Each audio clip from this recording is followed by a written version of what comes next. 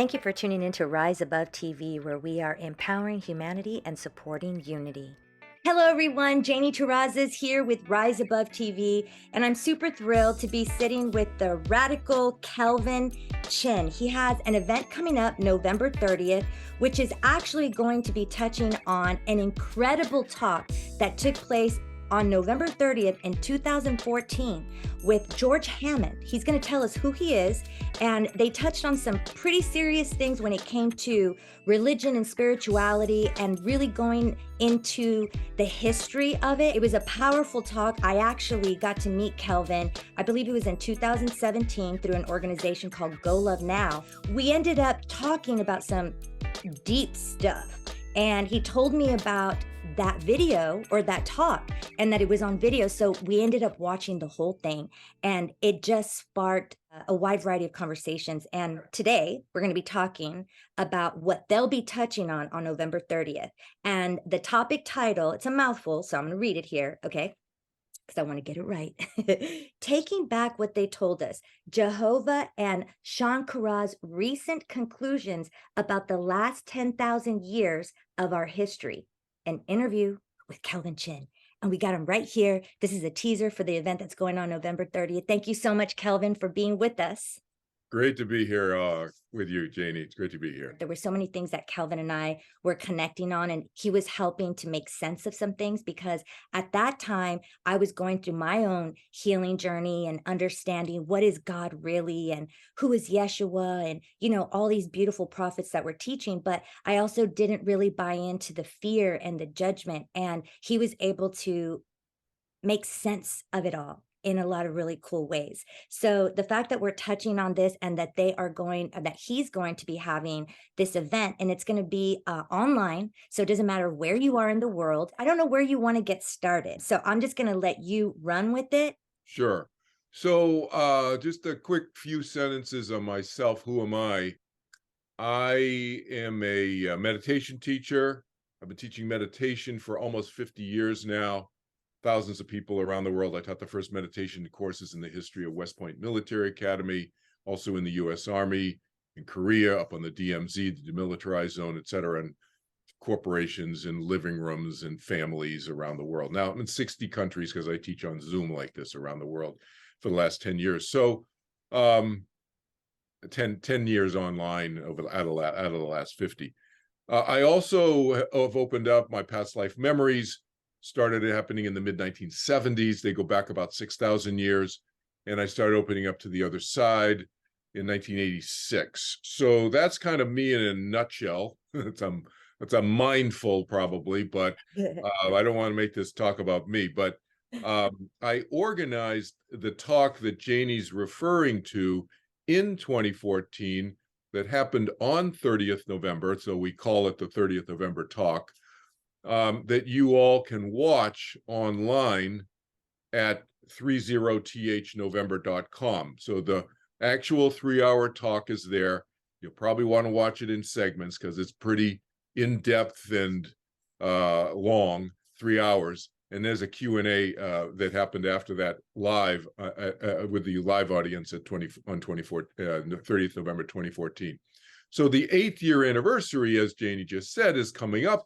I'm going to do a live worldwide Q&A with all of you and whoever else you tell them about this talk.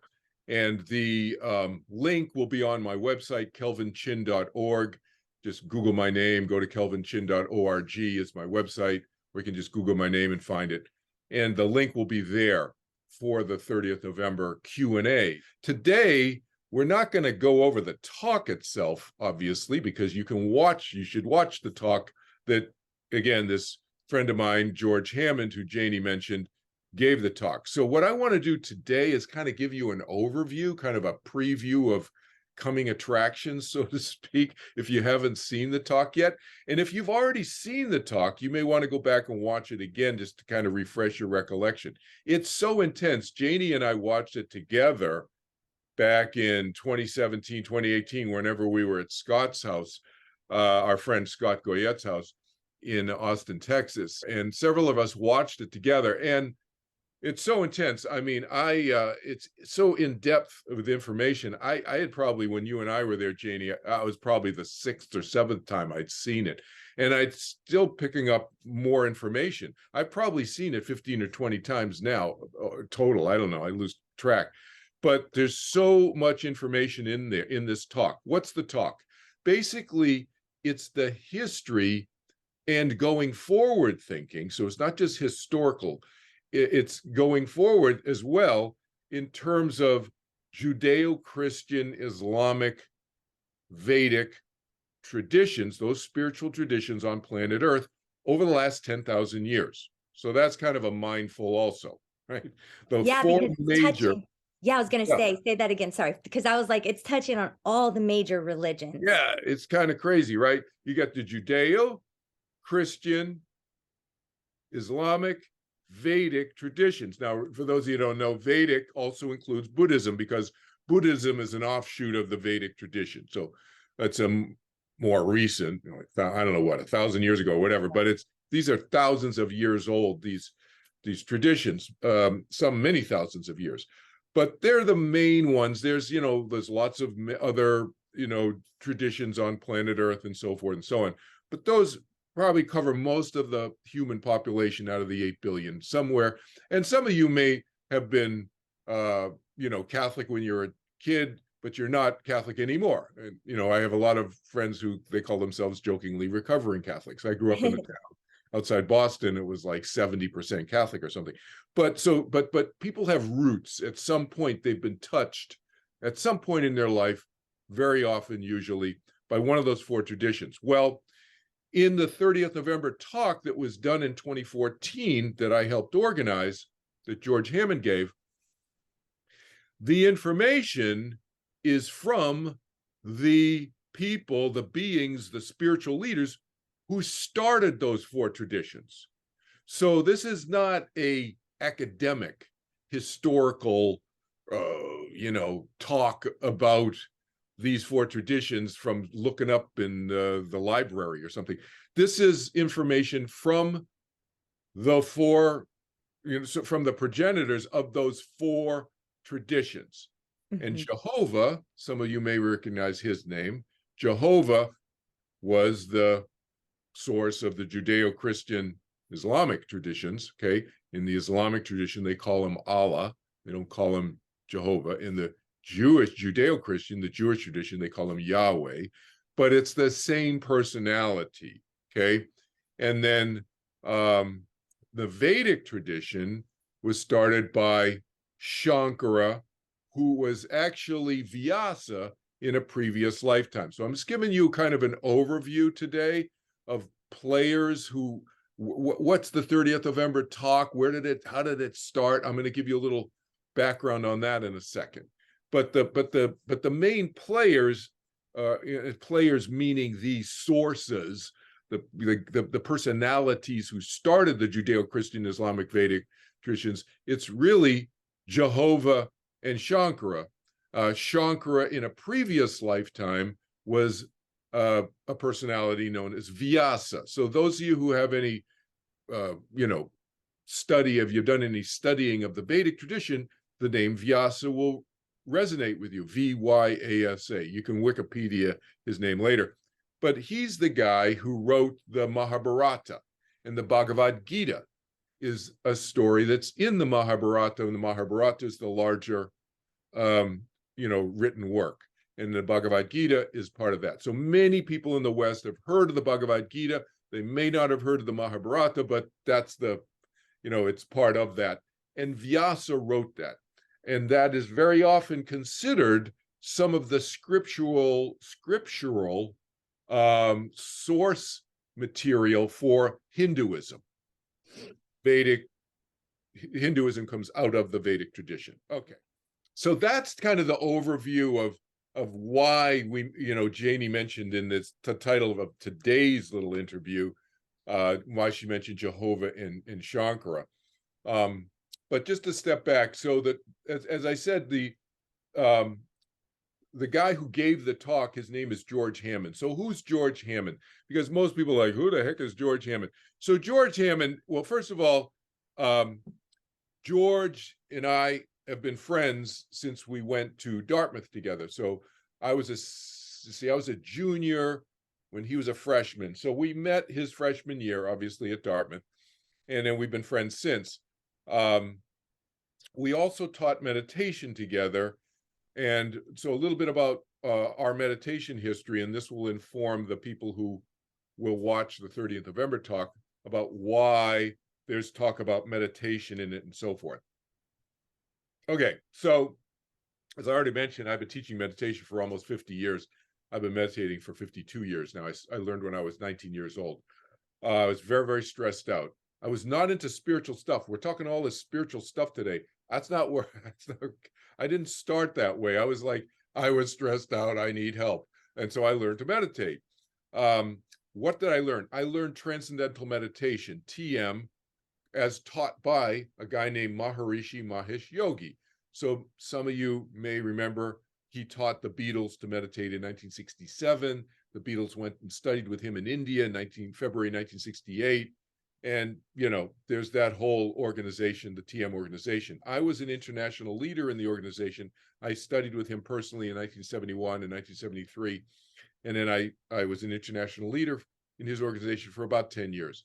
And then they went off in this direction. So I went off in that direction. So I still have good feelings about the organization and the people there. I still have friends who teach in it, so forth. But I went off when they a different direction when they got into other stuff besides meditation. Maharishi, I give him credit for being the guy. Let me just say one sentence on him. The guy, I think he'll be known historically as being the guy who said meditation can and should be easy. And so I've taken his technique and I've made it even easier, and I've removed all the cultural trappings from the teaching. That's why I can teach across 60 countries now, all different religions, cultures, doesn't matter. But I mentioned his name, and I mentioned the context in which George and I taught meditation. George also was a leader in the TM organization at the time. He also left in the early 1980s. I mention that because in the 30th November talk, you'll hear this talk about Maharishi. And the reason is, what happened was, so George and I have this history of teaching meditation in Maharishi's organization. So do several of other family members in George's family. Comes from a family, I think it's 12 kids. And his older sister, Mary, was still very active in the TM organization up until her untimely death in 2014. She had a heart surgery. George gives a little bit detail in his talk about this. I'll give you a little bit more. So what happened was she had heart surgery. It was successful. It was unplanned. It was just, she had an event, a cardiac event, visiting her son and daughter-in-law and new grandson in San Francisco. And she went to the hospital. She had surgery successfully. She went back to George's house a few days later, a week later, or whatever it was, probably a week later, and to recover before she could get on an airplane.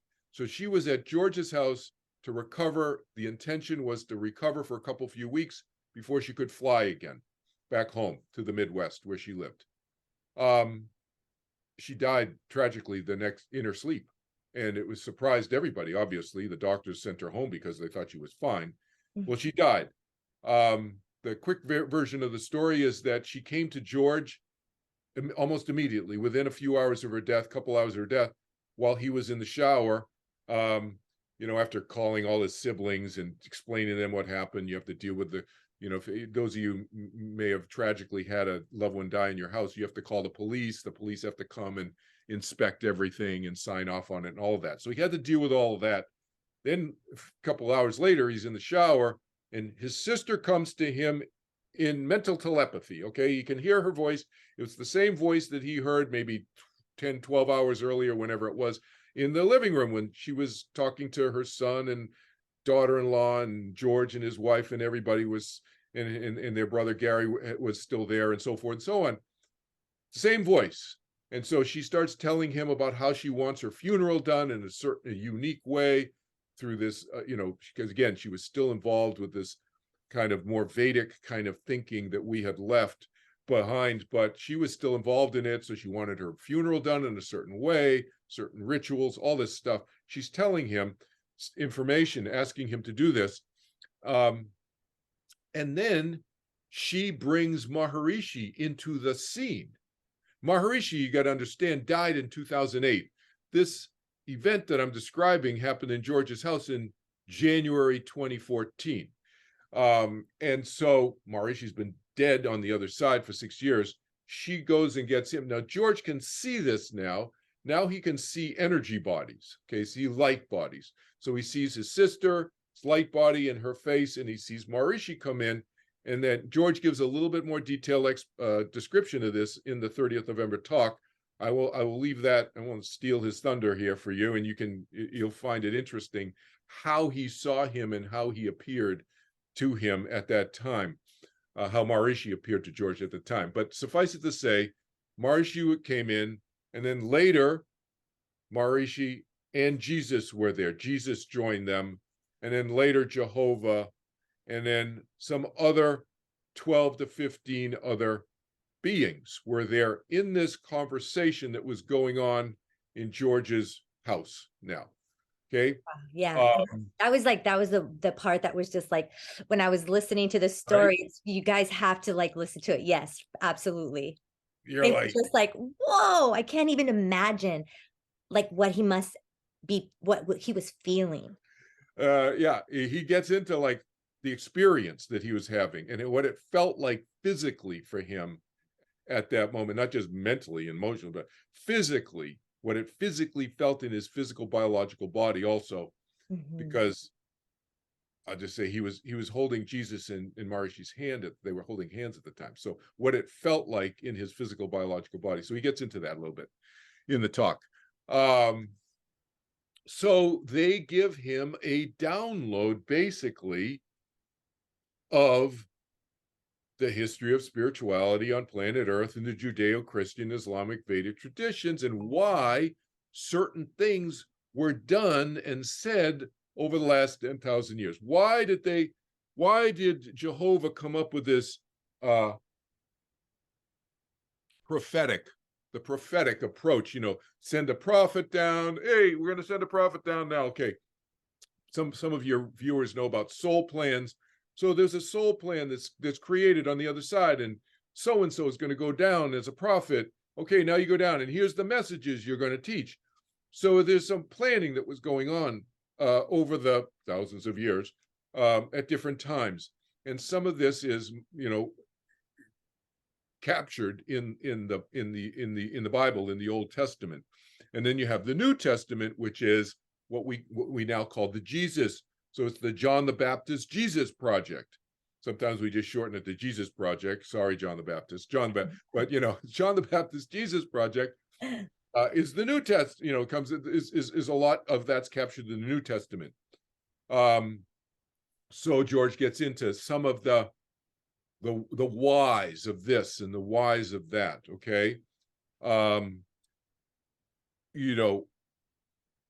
so he gets into the origins of this. We'll call it this. There was an overall plan, and the group is called the movement. The movement. They call themselves the movement. The movement is Jehovah, Jesus, John the Baptist. By the way, John the Baptist and Maharishi, same person, and Elijah. So John the Baptist, Elijah, Maharishi. I'm doing it in wrong chronological order. I guess Elijah's first, and then John the Baptist and Maharishi. They're all the same personality, the same soul, the same mind, the same consciousness, the same being. Okay. And then, as I said already, Shankara and Vyasa, same being. Also, Shankara was also a Greek philosopher. I don't know, it was around 500 BC or something like this in ancient Greece. And his name was Archytas. So you can see there's crossover. You see that between the East and the West, right? You got ancient Greece, you got the Vedic tradition, which he started, that came out of what we now call India. Obviously, thousands of years ago, there was no countries, but that part of the world in the Himalayas and India, South Asia, what we now call South Asia. Same person, same personality, and Buddhism comes out of that, okay? So now, what we now see today as Buddhism and today as Hinduism may have been very different from what they started in 10,000 10,000 years ago. We can get into that in the Q&A that I lead in a couple of weeks, but I don't want to get into that today, and George doesn't get into that in the 30th November talk. So out of the 30th November talk, after people watch it, they'll have questions, and they can bring up whatever questions they want to me, and if I can answer them, I'll answer them. If I can't, I can't. I'll let you know. I won't just make something up. But what I really love though too is that the fusion of Eastern and Western understandings, and how now is the time, even like fusing what indigenous natives understood and the way they practice things, and what we now know about physics. There's all this like merging. It's time for us to fuse and look at all the pieces and see how they all fit together to create a bigger, wholer picture. Yes, it's important to have context to kind of segue to what you're saying there, Janie. It's a really good point, because I think for me anyway, again, I'm not a biblical scholar. Some of you guys out there watching this, you know much more about the Bible than I went to Protestant Sunday school, but I really, honestly, I didn't pay close attention. I mean, just be self-disclosure. But the thing is, what this 30th November talk, when you hear the source individuals who created these various spiritual traditions give you a context. And that, like you said earlier in your introduction, it helped you get rid of some of the conflicting thoughts that you had. Like, that doesn't make sense with this. How come what about that? And we'll talk about that in a couple of weeks in the Q&A. I'm sure people will have questions like that. But let me just say a couple of things so George is not a psychic. So I want to get that out of the way. He was a mergers and acquisitions lawyer, his career. Okay, yes, we taught meditation in the 1970s together when we were in our 20s. And yeah, we taught a whole bunch of people around the world and so forth. But I went to law school, he went to law school, and we kind of had careers. We were raising families and so forth. And he was a global mergers and acquisitions lawyer. I say that to people because if anybody in the audience has any business experience, or if maybe there's some lawyers out there, that a mergers and acquisitions lawyer who specializes in global deals, multi-billion-dollar global deals, you got to have your head together. I mean, you're juggling a lot of very specific stuff. And if a comma goes in the wrong place, it could cost your client hundreds of millions of dollars, okay? A wrong word here or there. George is very precise. He's a very rational, logical thinker. But yet we've both been meditating for 50 years. So, open and receptive. Yeah. To the other side. Yeah. It's almost like, and it couldn't have happened to a better person for those that are like skeptics and things like that. Yeah. Like, exactly. Because I mean, for the information to be downloaded through somebody like that is. Yeah, this is not his thing. I mean, it's like, and he and I okay, here's something he's not in the 30th November. I'll give you guys a little peek behind the curtain since you're watching this little interview that Janie are doing together. George called me right after this happened. And I knew his sister had been sick and in the hospital. So he said to me, I was living in Austin, Texas at the time. And he said, "Are you sitting down?" I remember that's the first thing he said to me. "Are you sitting down?" And I said, "Yeah." I was sitting on my couch actually. And so I said, "Yeah, I'm sitting down." He goes, and I knew when it was ominous the way he's kind of said it. I was anticipating that he was going to tell me that Mary had died. And he did tell me that. But that was part of it. But then he went on and told me all this other stuff. And I went, what? So here's a peek behind the curtain. We talked about this. He told me what they said. I went to sleep that night.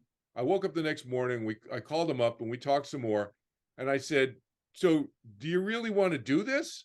I mean, first of all, do we really think that this is them saying this stuff? Because I told you guys in the introduction to this little interview with Janie here, I was open up to the other side since 1986. All right, so I've had plenty of experience speaking to beings on the other side. Over. I said, do we really know who this is? Because they're posers. People can say, hey, I'm Joe Schmo, or I'm God, or I'm this, like, whatever. Yeah, exactly. Like how do you get that authentication? I think is the Yeah, word. Yeah. yeah, authentication, exactly. So the thing is, so we talked about it, and he gave me some data points, we'll call them, that indicated that it seemed like it was for real. And the bottom line we said is, look, we always say this. He and I always say this to each other. We got to assess this. Even if we think it is them, we need to assess this and decide, do we buy into it or not? Does it resonate with us or not? And you've heard me say this in my classes, Janie. I say this in all my classes to my students. Do not just buy what I'm saying. As I'm saying this to the audience right here. Don't just buy what I'm saying. Just listen to it. Does it make sense? Whether I'm teaching about my afterlife series classes, or I'm talking about 30th November, it doesn't matter what I'm teaching. Does it make sense? Is it useful for you? Take what's useful, shelve the rest. And George and I have been saying that for 50 years now, what we're teaching. Yeah, And it's like you have to learn how to discern you and see do. what resonates with you. And that's why when I listened to it, at that point, I kind of already understood that, but that's something that all people continue to refine as you mature and you grow. I mean, at least that's what we're hoping that people are doing. and it made sense. Yeah. Yeah. Yeah. Yeah. But discernment, that's a great word. I'm glad you mentioned that word, because discernment, distinguishing, discriminating, the word discriminating's got it's got this racial overtone to it. Now, it never did before the 1960s. Discrimination meant discernment. And so discernment is really important. The ability to distinguish and separate ideas, and does it make sense to you? Because what else is self-development other than self-development? It's not blind faith development. It's called self-development. Doesn't mean follow somebody else's development. That's not what it's called. It's called self-development, means oneself. So we all got to figure stuff out. So back to the 30th November, yeah, George he got that 90-minute download, and it continued for 11 months afterwards. And then I started getting stuff from them too. And there were about 20. So once I became, I guess, in the world network, you want to call it, or whatever, not world, but, around the world, people started hearing that I was organizing this 30th November 2014 event. People started contacting me through Facebook, to social media. They'd get my phone number. People would just call me up, whatever. And after, up until 30th November, I collected about the names of about 20 different people from around the world who I didn't know at all, who separately had their own visitations from Maharishi or Jehovah or Shankara or one of the members of what they call themselves the movement, saying, hey, you should check out this 30th November thing, and you should listen to it, either live stream it or go to it if you can, et cetera, et cetera, et cetera. So these are people around the world. They're England, Germany, a few countries I remember, Australia, Canada, obviously the United States. People would tell me, like, one guy called me up and he said, I was sleeping. It was 2 or 3 o'clock in the morning, pitch black room, dark room, alone. He lived alone, and his room lit up. He said, and I didn't turn the lights on. And he said his room lit up, and one of these guys, let's say Maharishi was there, John the Baptist, Maharishi, was standing in his room saying, the light body, and he said, check out this 30th November thing. You need to check it out. It's for real, da, da, da, da. So I got 20 of those, and I don't know how many other hundreds of people who I don't know, who didn't know how to reach me, also had visitations like that, independent, didn't know each other, didn't know me, didn't know George, didn't know any of us.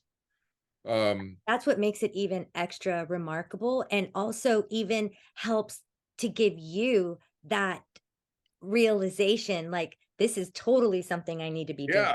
Yeah, because I'm a, you know me, I'm like a skeptic, I'm always questioning things. It's like, oh, there's a couple of phrases I want to tell the audience here, that's used a lot in the 30th November talk that George doesn't. He might explain it very, very briefly in a sentence, but let me just explain it clearly to folks, to emphasize what he says. There's a name, a person called Guru Dev. Guru Dev just is a simple two words in, it's either Sanskrit, or I think it's Sanskrit. Hindu is, a form of, is based in Sanskrit, the Hindu language. But it just means great teacher is what it means. Guru is teacher. Dev means like exalted, like it means this, it has this better than great, like exalted or something. It's like divine, like, Yeah, like, and sometimes people will use in English a definition, divine teacher or whatever, but really it just means like unbelievably great teacher. Is what we would say in English. Okay, George uses the name Guru Dev in this talk to name a specific person, Maharishi's teacher, because in the TM organization, we used to call Maharishi's teacher Guru Dev. It's not a name, but George is using Guru Dev to name a personality in the movement, and his actual name is Swami Brahmananda Saraswati. That's his name, but that's a mouthful. That's who George is referring to there, just in case people are going, huh? The other phrase that I wanted to mention that he uses in there is holy tradition. So holy tradition is a phrase that's used in the Vedic tradition, to just describe the gurus in India who've led up to, in this case, Shankara. Okay, so Shankara being the source personality who started the Vedic tradition when he was Vyasa in a previous lifetime and so forth. So that's the idea that you want to keep in the back of your mind when you hear George talk about holy tradition. He's not talking about a religious, like holy in the Western world, we use the word holy, and it generally means some sort of religious thing. It is highly spiritual in the Vedic tradition, but it really is speaking to the lineage of teachers that have up to you, and that's the whole called the holy tradition. Okay, so let me talk a little bit about how the talk originated, in addition to what I already told you about George's sister dying and all of that. What happened when Maharishi died in 2008 was the beginning of the 30th November, what we now call the 30th November talk, because what happened was Maharishi, like many, many Indian gurus or Buddhists, monks and so forth, in other words, people who come out of the Vedic tradition have this belief that once you've been meditating enough, eventually you become enlightened. And when you become enlightened, you're perfect. And that when you're perfect, you merge with the oneness or whatever. And some people will use merge with God or merge with the universe or whatever, merge with source. So they use different phrases or whatever. Okay, fine. But it doesn't matter. This idea of merging. So Maharishi thought he was going to merge. He thought, oh, I've got all these lifetimes and I've been teaching. I taught all these people to meditate. And I got all these, 10, 15,000 TM teachers out there in the world teaching and so forth. I've done this stuff. Surely I've whittled down my mountain of karma so that now I'm perfect and I'm enlightened. Now I may be over exaggerating or exaggerating a little bit, overstating Maharishi's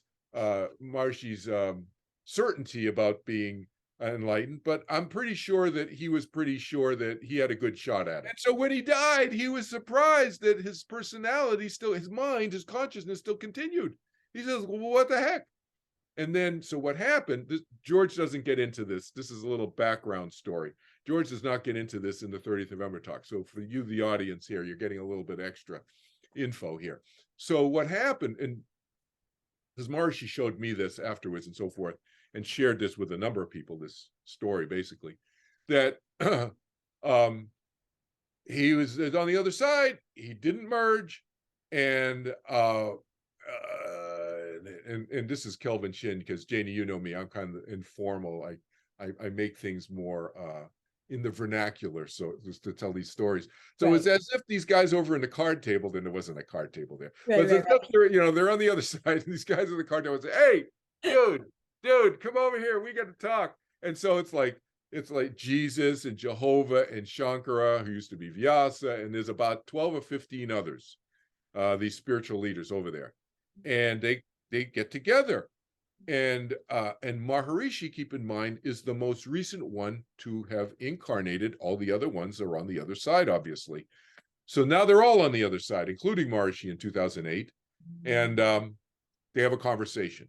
And for the next couple of years, Earth years, time is very different on the other side, but for the next couple of Earth years, they talk about this. And then Maharishi goes around. George tells this part of the 30th November talk. I'll give you the short version. Maharishi goes around and he looks over people's shoulders to see how they're doing. And what are they doing in their lives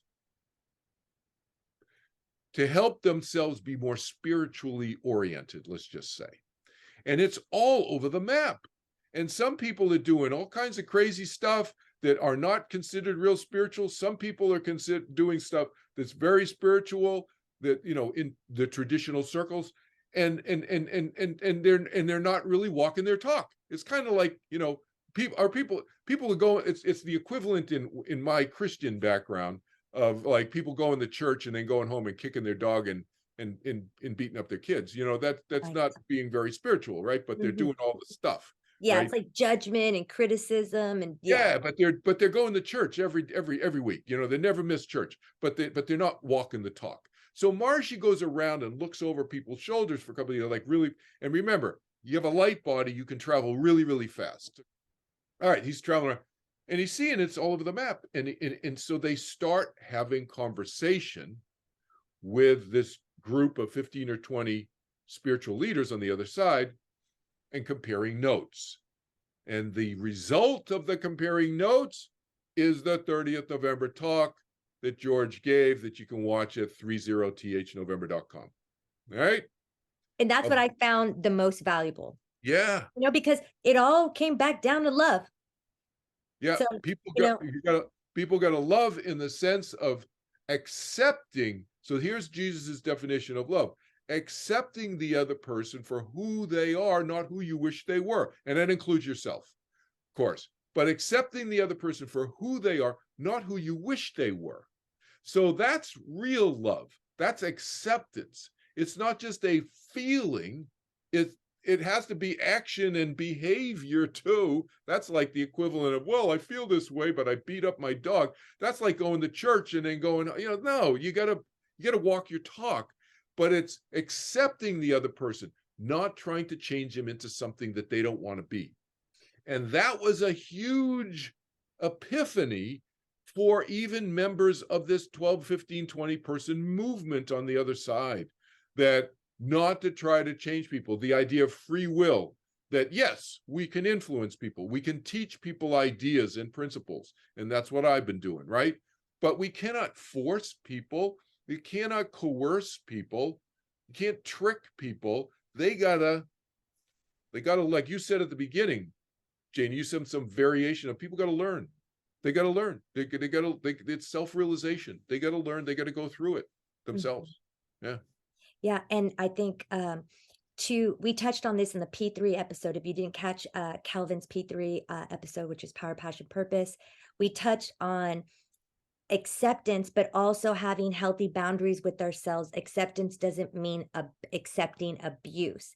It's acknowledging where a person is in their walk, who they are as a person, how they're actually showing up, and then getting to decide whether how closely involved you want to be with that individual. So whether it's emotional, physical abuse. It can be abuse, can be all kind of intellectual Yeah, abuse. It can be any mental, kind of abuse. exactly, and that's right. I'm glad you brought that up because it's mental emotional abuse. And Exactly. and whenever a relationship is toxic, relationships are work situations, you know, people always feel stuck. And it really Yes. goes back to going back to self-worth and valuing and being able to use our voice and blah blah blah. Blah. But I don't want to get into that. Let's get back to But yeah, so a little pitch on my book. There's yeah, I a, was gonna say a there's two books that he's written. That yeah. forgiveness. So this one and this one. There's two books I've written. But here's the thing: Overcoming Fear of Death. And this one is 67 essays that I've written. But the essay in here that speaks to what Janie's talking about is the essay on forgiveness in here, and it's on page 54. In here, there's an essay on forgiveness and how to forgive people and love them at the same time, but not accept their bad behavior. That's where the rubber meets. That's what you're talking about, because it's easy to accept people and forgive them if it's kind of a minor infraction. But when it's major, sometimes it means see you later, and that's the appropriate course of action. And you can still love them in the way that Jesus defined it, as accepting them for who they are, not trying to wish them to be different. But anyway, just to wrap up on the 30th November, so the reason why the movement started doing stuff and sending prophets down, and then eventually Jesus and so forth came down, what was the purpose? Is to try to help humanity be less cruel. There was so much killing going on for hundreds of thousands, arguably millions of years, depending on which anthropologist you talk to. You know, how many years has the human species that we are now been on planet Earth? Millions, many millions of years, depending on which tree of the branch of the tree trunk you're talking about. But they've seen this, they saw this for many thousands of years, and they said, well, let's see if we can do something about it. So really, it was kind of a social science experiment, if you want to think about it. And Jehovah is more like a social scientist in this, in terms of trying this and seeing what worked. And that's why he changed from the prophetic approach that George talks about in the talk and he saw that karma was starting to go down a road that was creating more suffering in people's lives. George gets into that in the talk. We'll talk more about this in the Q&A in a couple weeks. I'm sure people will have questions about that part of the talk. We'll get into that. So I'm just previewing that.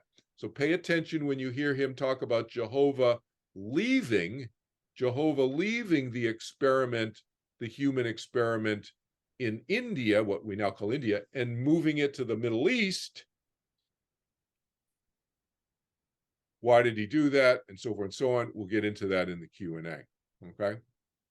That's amazing. Yeah. So that's the other thing that's so brilliantly beautiful about it is these are individuals and like well-known prophets, teachers from all around the world.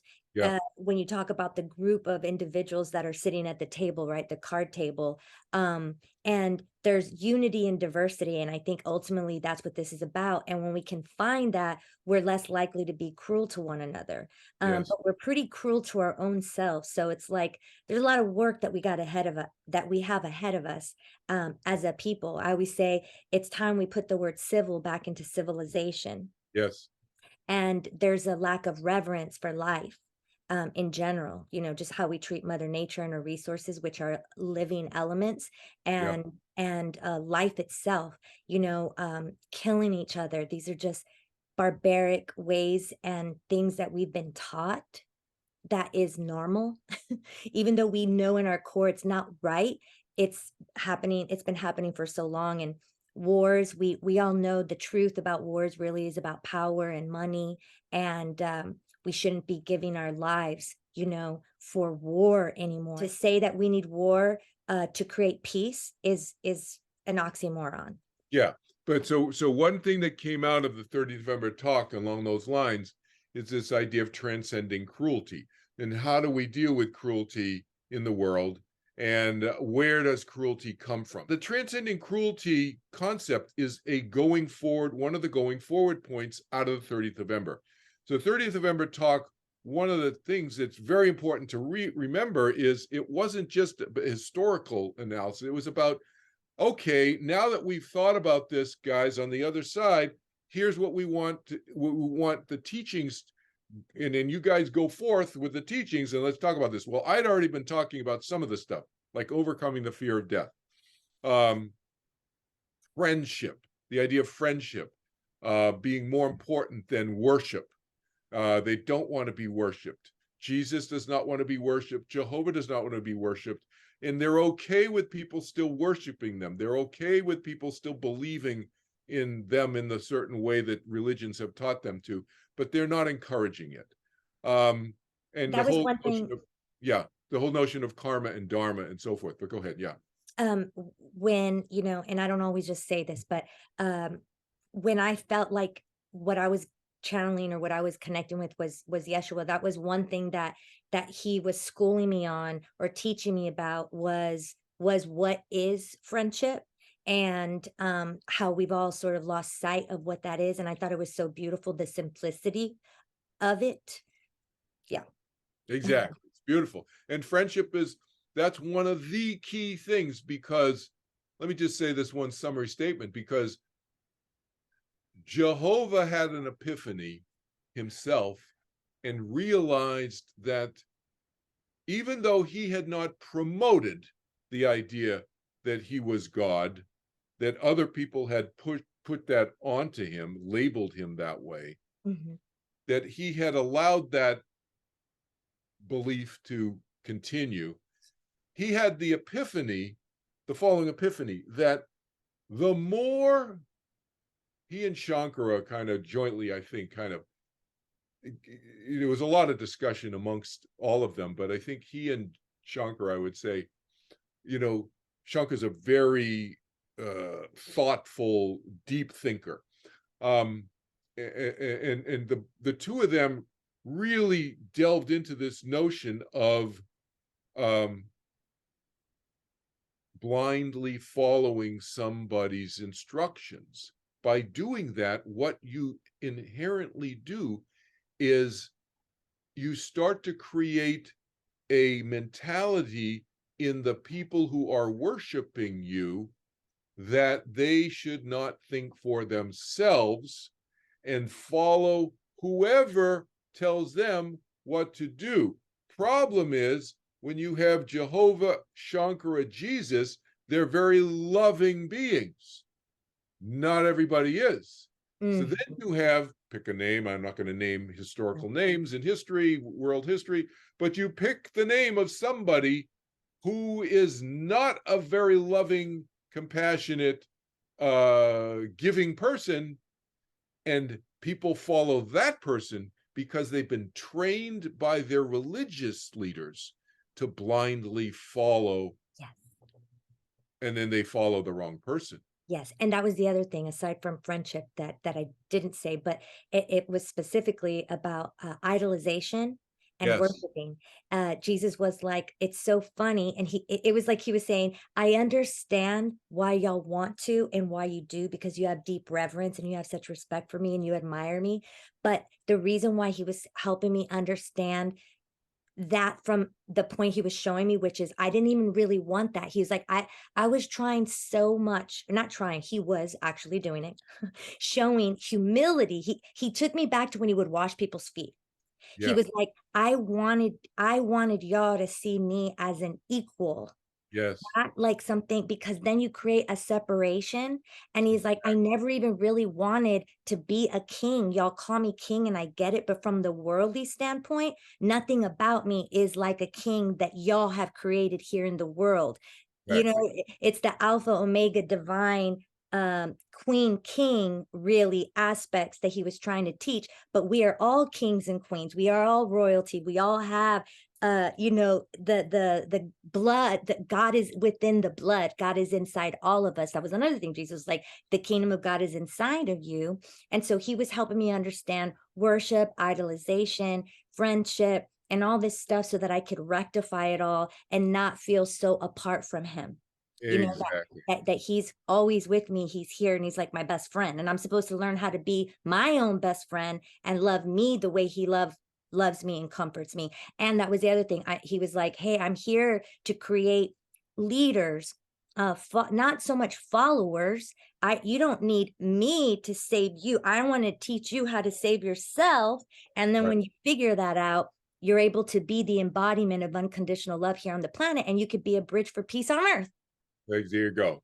Perfect. Yeah, that's a great summary. And you know what? When you were talking, just so people know, when they see the recording, there was a thumbs up. I don't know if you could see. I don't know if that records or whatever, but Uh-huh. I didn't put that thumb up. And when you were talking, it just automatically appeared on my screen. Oh The my God. I hope I'll have to go reaction. back and see if I see it later. I That's don't know if it awesome. records, but I saw it. It's like a big thumbs up popped up in the corner. You know, when the reactions thing on Zoom, when you were talking.